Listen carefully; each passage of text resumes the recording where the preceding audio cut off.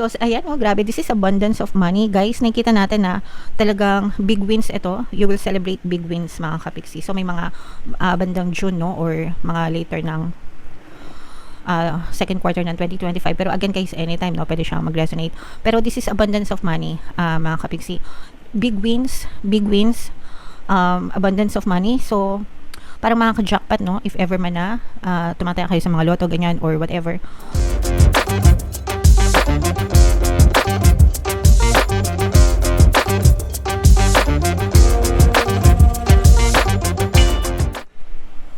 Hello guys, hello Capricorn, welcome back to Pinoy Pixie Tarot. Ang pamagat ng episode natin ngayon for tonight guys is second quarter kapalaran, no? Para ngayong April, May, June, para ngayong second quarter ng 2025 para sa Capricorn, Sun, Moon, Rising, Sign, and Venus.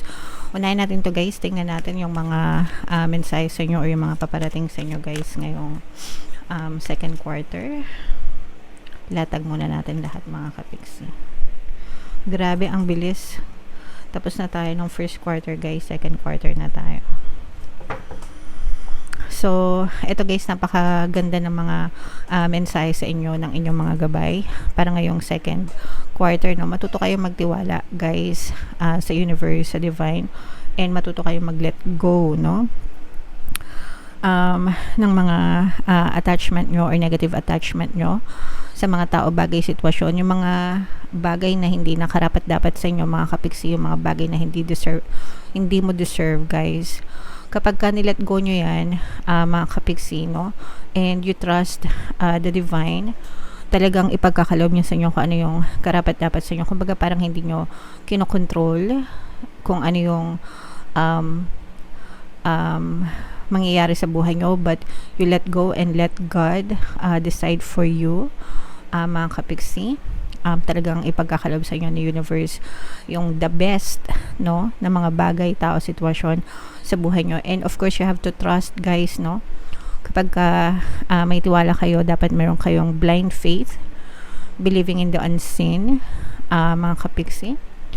And let the universe do the work for you guys. Always remember na bahagi tayo ng manifestation or ng creation, no? We are co-creators of our reality. 50% galing sa inyo, 50% galing kay universe mga kapiksi when it comes to the creation of your reality. Ang trabaho natin is i-declare natin kung ano yung gusto natin, ipagdasal natin, ganyan. And then, kung ano yung pwede natin gawin sa ating physical reality towards that desire, gawin natin. And then, yung rest of the world na yung rest, si universe na yung bahala doon, no? Siya na yung mag-move ng mga tao, bagay, sitwasyon sa iyong circumstances para ipagkaloob yung mga desires mo. So, itong mga helpful people na to guys, galing din ito kay universe mga kapiksi. So, kung nangailangan kayo ng tulong ngayong season na to guys, huwag kayo mag-alala kasi pagkakalob yan sa inyo ni universe, mga kapiksi. Just keep on praying guys, sabi ko nga, keep on praying and keep on asking for help kung kailangan nyo guys, and si universe talagang gagawa siya ng paraan para matulungan kayo mga kapiksi. Okay, so yan yung mga mensahe nyo for second quarter guys. Tingnan natin yung ganap sa inyo ngayong April, May, June. Shuffle ko to guys. Habang sinashuffle ko to, panoorin nyo muna yung video natin regarding sa ating paano mag-manifest ng abundance video course. Kapiksi, sawa ka na ba sa mga struggles at hirap sa buhay mo?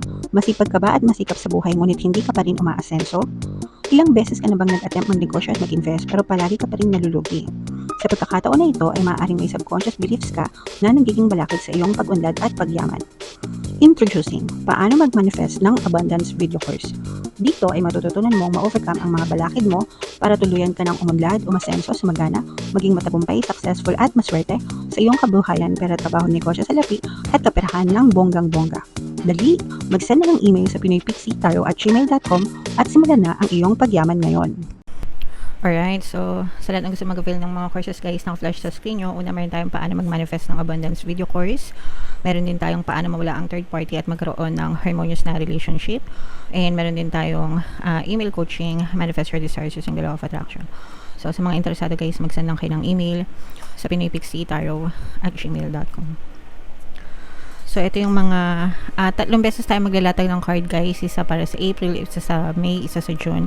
Pero anytime na sa loob ng second quarter, pwede nyo itong ma-experience. Meron tayo ditong presence, guys, ng fire signs, Aries, Leo, Sagittarius, air sign, Aquarius, Gemini, Libra, at saka water signs, Cancer, Pisces, Scorpio. So, for some of you guys, maaaring may ganyan kayo sa inyong natal chart. Or you may be dealing with another sign na may ganyan sa kanilang natal chart. So, una guys, sa kaperahan, nakikita natin na merong good news na paparating sa inyo, pero meron kayong kailangan pagdesisyonan, or parang good news na dadating sa inyo, tapos doon magbabase yung desisyon nyo kung ano man yung good news na dadating sa inyo, guys. Pwedeng trabaho ito. Yung iba guys, pwedeng sa negosyo din, kasi for some of you, parang maaaring meron negosyo na masimulan kayo, pero this is more of like parang collaboration business or business partnership, mga kapiksi. Kumbaga parang hindi ka nag-iisa sa negosyo na to, pero parang feeling ko magpipitch in ito sa inyo. Parang inaalok kayo, mga kapiksi, na maging business partner ng isang tao, isang kakilala. So doon nyo titimbangin yung magiging decision nyo, mga kapiksi, kung papayag kayo o hindi. Wala namang problema guys, kahit makisosyo kayo sa negosyo, make sure lang na inaaral nyo muna mabuti, no, yung mga business plan at saka yung legitimacy ng mga negosyo na pinapasok nyo, guys, no. Investment yan, syempre. Kapag ka investment, may chance na lumago yung inyong kabuhayan, pero investment pa rin yan, so meron pa rin risk na kasama, and make sure na mapagkakatiwalaan talaga para iwas scam din, guys, okay? And sa love and relationship naman, guys, nakikita natin na mag-strengthen yung love and relationship nyo. Ito ay dahil sa parang natututo na kayo magpatawad nitong person mo, and natututo na kayo mag-let go, guys. So itong message na letting go, to nakikita natin na parang nagkakabati kayo or nagkakayos kayo ng iyong partner o specific person, and yung mga pag-aaway nyo, guys, parang natututo na kayo mag let go, mga kapiksi. So tinatalikuran nyo na yung mga away nyo, yung mga negative na circumstances sa buhay nyo, guys, and natututo na kayong magpatawad sa isa't isa, kaya parang mas nag-i-strengthen pa yung relationship nyo, mga kapiksi. Okay, so comment down below, guys, if feeling nyo nakaresonate ka. Ito guys, i-mind nyo tong strengthen ng relationship at saka itong business partnership, no. Yan yung mga good news sa pera. Yan yung mga nakita nating positive energies para sa inyo. Sa May naman, mga kapiksi, or yung susunod na set of energies natin, meron ditong presence ng water sign, Cancer, Pisces, Scorpio. Dito guys, medyo mamomroblema or magkakaroon ng problema yung iba sa inyo. Meron ditong air sign, Aquarius, Gemini, Libra. Actually, kung may problema na kayo ngayon, Capricorn, so let's say for example ngayong first quarter ng 2025 is nagkaroon kayo ng problema, mga mabibigat na mga problema. Ito by second quarter ng 2025, maaaring matapos yung mga problema nyo, okay? So maaaring magkaroon ng solusyon, kaya lumabas dito guys yung helpful people, kasi may mga taong maaaring tumulong sa inyo. Yung mga signs na nabanggit ko kanina, mga kapiksi, pwedeng sila din yung mga maging daan or yung mga helpful people na mag-extend ng tulong sa inyo, guys. Pero nakikita natin na maaaring dumating yung mga solusyon sa mga problema nyo, maaaring mag-end yung mga problema nyo, mga kapiksi, ngayong second quarter. So 3 buwan to, guys, kaya make sure na mag-focus kayo sa solution. Nakikita naman kasi natin dito, guys, kung gaano kayo kasipag, mga kapiksi, no? Especially pagdating sa pera, kung ang problema nyo, guys, ay more on kaperahan, konting sipag lang yan talaga. I mean, konting effort lang, konting sipag, konting stretch, mga kapiksi, no? Kasabay ng sipag nyo or kasabay ng stretch ng sipag nyo, mag-i-stretch din yung finances nyo, mga kapiksi. Syempre, the more na nagtatrabaho ka, the more na nagsasideline kayo, mga kapiksi, the more na maaaring pumasok din yung biyaya at blessing sa inyo, guys, okay? And for some of you, guys, maaari kayong sa mga single naman, no, pwede din kahit in a relationship, maaari kayong makatanggap ng confession, love confession ito, guys. So, maaari may magtapat sa inyo ng pag-ibig. Ay, main-main nyo na yan, guys, sa mga single, no? Sa mga single na nag-attract ng love, meron tayong subliminal, attract love, and romantic relationship. Pwede nyo pakinggan yon. But definitely, guys, meron magtatapat sa inyo ng pag-ibig, magko-confess. And for some of you naman, guys, maaaring magkaroon ng reconciliation, no? Kung kayo ay nag-aaway ng inyong mga partner or specific person. For some of you, guys, meron kayong mga doubts and fears, no? Itong mga doubts and fears na to, ito yung nagbibigay sa inyo ng disappointments, mga kapiksi. So, wag nyo itong masyadong pagtuunan ng pansin, guys, kasi kapag pinalala nyo yung disappointments nyo, guys, lalo lang kayong madidisappoint, lalo yung magti-trigger, no, ng kanigaan sa inyo. So, dead mas sa mga disappointments and mag-focus kayo sa positivity, guys, okay? So, itong, i-mind nyo to, guys, itong mga katapusan ng mga problema, itong mga effort na to, at saka itong mga love confession. Yan yung mga positive na nakita natin for you, guys. Kaya, i-mind nyo na yan sa comment section. So, what else? Ayan, guys, so yung sinasabi natin, bagong pag-ibig for some of you, meron talagang dadating. Wow. So, ayan, oh, grabe. This is abundance of money. Guys, nakikita natin na talagang big wins ito. You will celebrate big wins, mga kapiksi. So, may mga bandang June, no? Or mga later ng second quarter ng 2025. Pero again, guys, anytime, no? Pwede siyang mag-resonate. Pero this is abundance of money, mga kapiksi.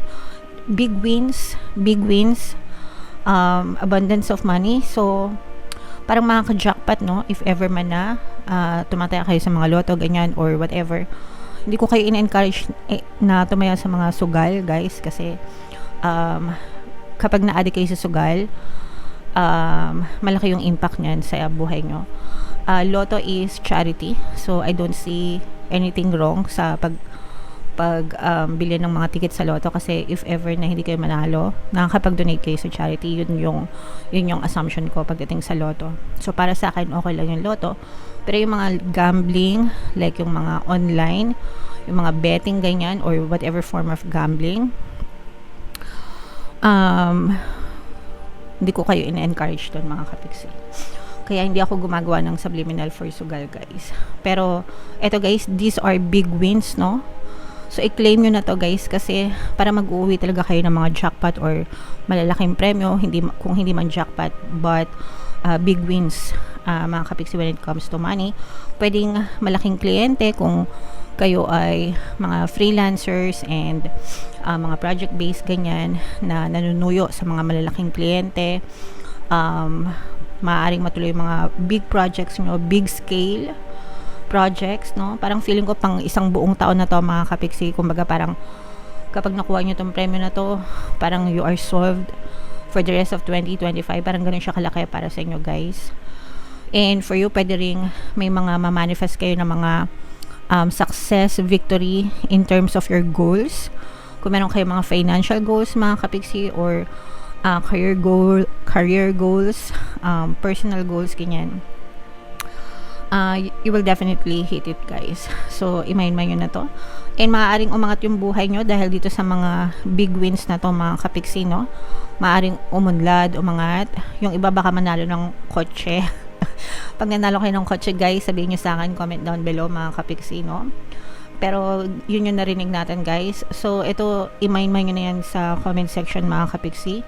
Big wins para sa inyo.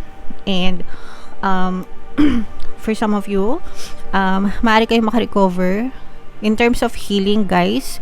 So, yung may mga karamdaman, mga kapiksi, kung may mga sakit kayo, syempre, wag nyong ipagwalang bahala yung kalusugan nyo, no? Kumonsulta sa mga doktor and manggagamot. But, definitely, yung iba sa nyo para makarecover, hindi lang sa physical health, even yung sa mga emotional and mental health nyo, mga kapiksi, para unti-unti kayong makaka-recover, guys. And of course, yung iba sa inyo, sabi ko nga, this is new love connection. For some of you, you are mentally attracting a specific person, guys, no? Yung nakita natin kanina na May magko-confess. Wow, grabe. May magko-confess ng pag-ibig sa inyo. Itong person na to guys, balisa ito, no? Iniisip ka niya. Iniisip mo siya, iniisip ka niya, mga kapiksi. So, you are already mentally and energetically connected with this person, guys. So, kung meron kayo minamanifest na specific person, maaari talaga itong gumawa ng the moves para sa inyo, guys. So, yeah, i-mind nyo na lahat yan, guys, no, sa comment section. Itong mga abundance of money na to, itong mga big wins na to, mga jackpot, success, pag-unlad ng buhay, healing, lahat na, guys, i-mind nyo. Super jam-packed yung reading nyo, Capricorn. And, comment down below, guys, if feeling nyo naka-resonate kayo. For more tarot readings para sa Capricorn, guys, ito yung playlist nyo. Ito naman yung ating success stories ng paano mag-manifest ng abundance video course. Click here to subscribe, guys. Ito yung ating mga pampaswerte subliminals. Thank you for liking, sharing, and subscribing. See you again next time. I love you all, mga kapiksi. Have a nice day. Bye-bye.